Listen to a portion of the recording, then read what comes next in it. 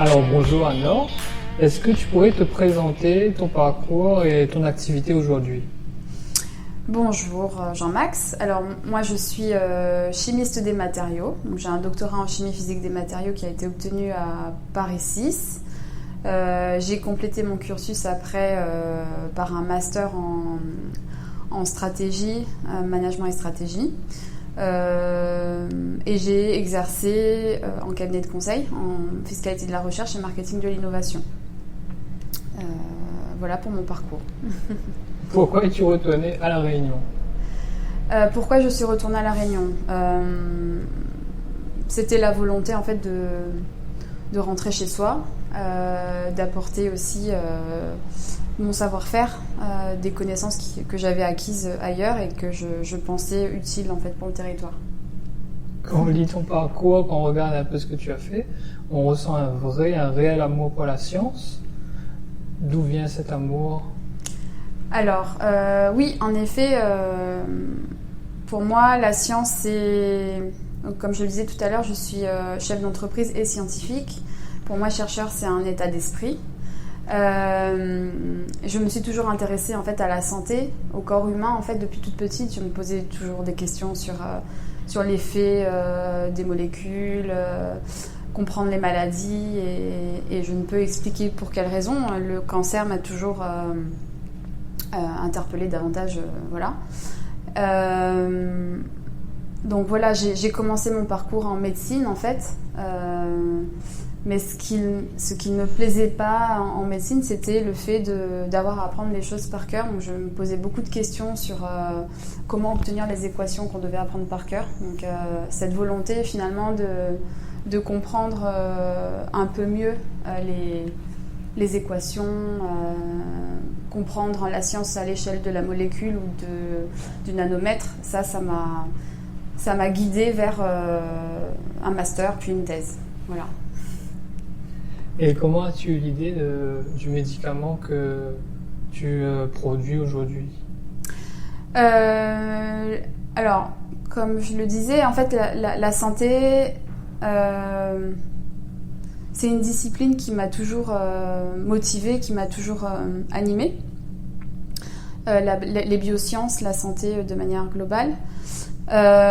J'ai effectué en fait mon premier stage de master dans un laboratoire qui était pluridisciplinaire, qui mêlait à la fois la chimie organique et la chimie inorganique. J'ai commencé en fait à travailler sur des agents de contraste pour l'IRM et dans la thématique oncologie. Et j'étais un petit peu frustrée, déçue parce que je n'ai pas pu, comme pour tout stagiaire, en master, on ne dispose pas d'assez de temps pour aboutir, pour faire aboutir le projet. Donc ça m'a donné envie en fait, de poursuivre en thèse. En thèse, après, j'ai pas travaillé dans le secteur de la santé, c'était plutôt un sujet fondamental. Donc j'ai étudié en fait l'interaction des nanoparticules, enfin la conception en fait des biocapteurs tridimensionnels. Donc j'ai été amenée à fabriquer des nanoparticules d'or, justement. Donc c'est apparu là, la nanoparticule d'or. Mais confrontée à des questions du type comment recycler finalement tous les déchets chimiques, comment employer moins de solvants toxiques. Confrontée à toutes ces questions-là, j'ai été amenée ensuite, quelques années après, parce que j'ai pas tout de suite exercé dans ce secteur, j'ai été amenée ensuite à trouver des solutions dans la nature. Voilà. Donc quand je suis rentrée à La Réunion, vraiment, ça a été un retour aux sources et je me suis rendu compte que les plantes médicinales étaient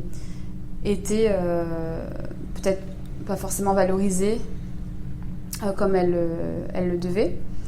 Et j'ai voulu utiliser finalement ces plantes en substitution des produits chimiques pour savoir si on pouvait fabriquer les nanoparticules que j'avais un petit peu développées en thèse et en master. Donc ça a fonctionné et puis ensuite j'ai décliné un petit peu les différents programmes de façon à traiter le cancer. Donc cette discipline qui m'a toujours interpellée en fait. Voilà. Et est-ce que quand tu as eu cette idée, au tout début, est-ce que tu t'es dit bon c'est bon, je vais y aller, je vais foncer, ou tu as ressenti un sentiment, un genre d'autocensure? Pour tout te dire, en master déjà, je portais en quelque sorte ce projet. Et oui, j'ai ressenti l'autocensure. Je me suis demandé si c'était possible de créer un laboratoire avec tous les équipements à acquérir. C'était vraiment, pour moi, c'était de l'ordre de l'impossible. Donc il y avait ça, l'aspect financier, mais aussi l'aspect opérationnel en fait, des compétences, c'est-à-dire comment passer du scientifique au chef d'entreprise. Donc je m'en sentais pas capable et c'est pour cette raison que je me suis intéressée après la thèse à d'autres disciplines comme la fiscalité de la recherche, enfin, le financement et le marketing, quoi. Donc après ces expériences, je me suis sentie un peu plus confiante et c'est au fur et à mesure, en échangeant avec des amis, avec d'autres chefs d'entreprise ou scientifiques, que j'ai compris que ce sujet déjà, ce projet avait du sens, était cohérent. Et donc je me suis laissé la possibilité de le démarrer. Voilà, avec comment dire, pour minimiser les risques, le concours iLab a passé, qui pour moi était d'abord une reconnaissance et surtout qui offrait une enveloppe financière pour démarrer le programme. Voilà. Et au niveau organisationnel, on va dire, tu étais salarié, tu étais dans un cabinet de conseil? Au démarrage du projet, j'ai démarré j'étais à mi-temps en fait au Sirois. Donc j'ai vraiment minimisé les risques. J'ai été salariée mi-temps et je m'occupais en fait d'entreprise dans le cadre de la pépinière d'entreprise. Et du coup, le rythme, quand tu es passé au statut d'entrepreneur à plein temps, est-ce que tu as trouvé le rythme tout de suite? C'était compliqué? En fait, durant la dernière année où j'étais salariée à mi-temps, vers la fin, ça devenait vraiment ingérable parce qu'il y avait beaucoup de choses à faire, forcément. Surtout, j'ai démarré toute seule, j'ai fondé Torscal toute seule. Donc, j'ai pas trouvé tout de suite mon rythme, en effet. Je l'ai recherché pendant quelques mois et j'ai vite compris que c'était plus... j'allais augmenter les chances de succès si je m'associais à d'autres personnes. Donc, très rapidement, en fait, je me suis associée à une phytochimiste, Sophie Giraud, et un juriste responsable des affaires réglementaires qui est Christophe Duguet. Et là, en effet, ça nous a permis en fait de nous développer plus rapidement, voilà, avec ces différentes compétences. Et que veut dire Torscal? Alors, Torscal signifie, donc Stork dans plusieurs langues, signifie cigogne. Et pourquoi la cigogne? Eh bien, parce qu'en fait, la cigogne ne se trompe jamais de nid. Elle délivre toujours la vie au bon endroit. Voilà. Et quand tu t'es décidé à te lancer, comment ton entourage a accueilli la nouvelle, ta décision? Relativement bien, mais avec malgré tout du stress de la part des très proches, mes parents. Mais sinon, honnêtement, ça a été très bien reçu. Et quand il a fallu trouver des associés, ouais. Est-ce que tu as connu des difficultés dans le choix des personnes, dans la recherche des profils, ou bien tout de suite, tu as trouvé les bons profils? Très rapidement. Alors, pour les associés, ça a été une évidence, en fait. Donc, ce sont des amis qui sont venus vers nous tout naturellement. Après, pour la recherche des profils, ça a été un peu plus délicat, en effet, parce que c'est un projet qui est assez ambitieux, et forcément, ça demande, c'est exigeant, et il faut être conscient en fait des enjeux, et donc ça n'attire pas forcément tout le monde. Mais voilà. Quand tu dis oui, c'est un projet très ambitieux, c'est un projet que tu as mené pendant de longues années, en tout cas la réflexion.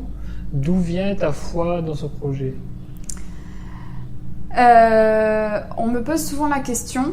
Je n'ai pas de réponse vraiment à ça. Je pense que c'est au fond de soi, en fait. C'est une intuition.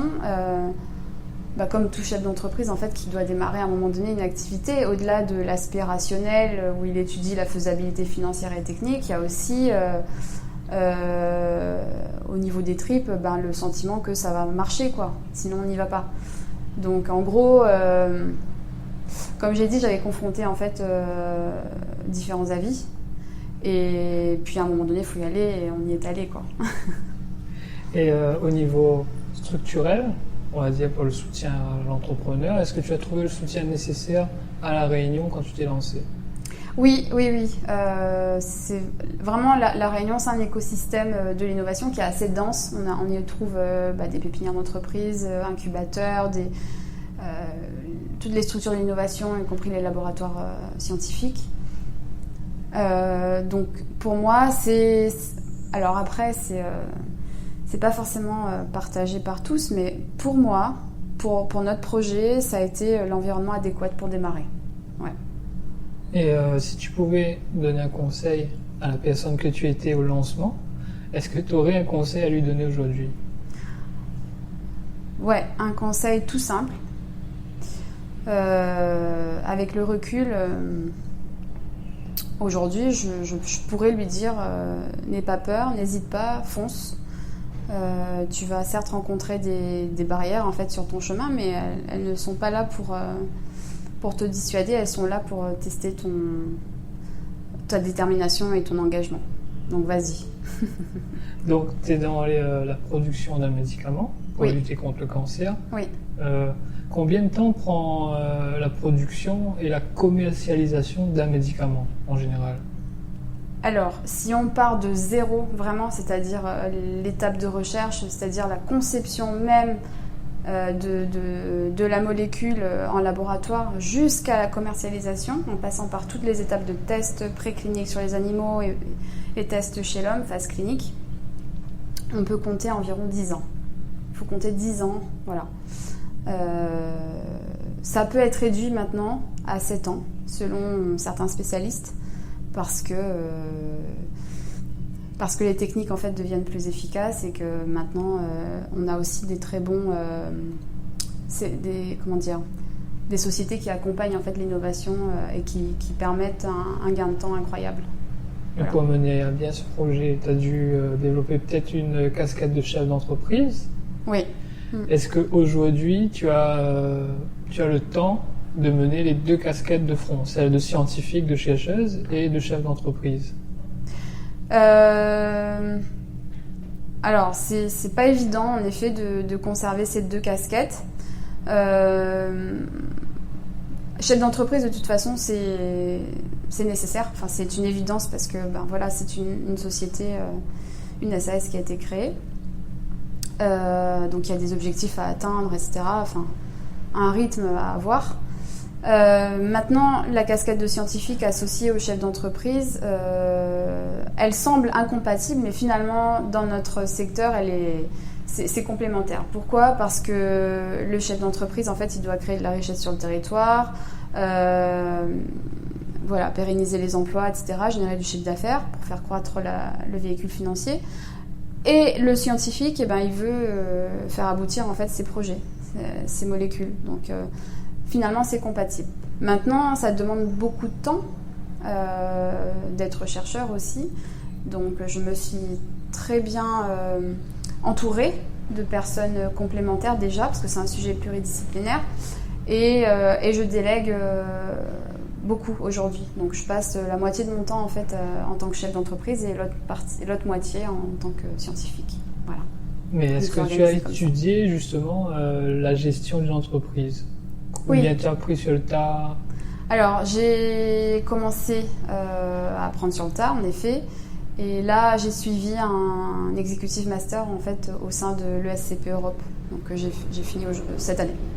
Voilà. Est-ce que depuis que tu as commencé ton aventure, est-ce que tu as eu des moments qu'on pourrait qualifier de pires moments et des moments qu'on pourrait qualifier de meilleurs moments ? Alors je vais peut-être commencer par les pires pour finir sur une bonne note, les meilleurs. Les pires moments que j'ai connus, oui, en effet, c'est comme tout scientifique, en fait, c'est pas forcément obtenir les résultats escomptés. avoir à réorienter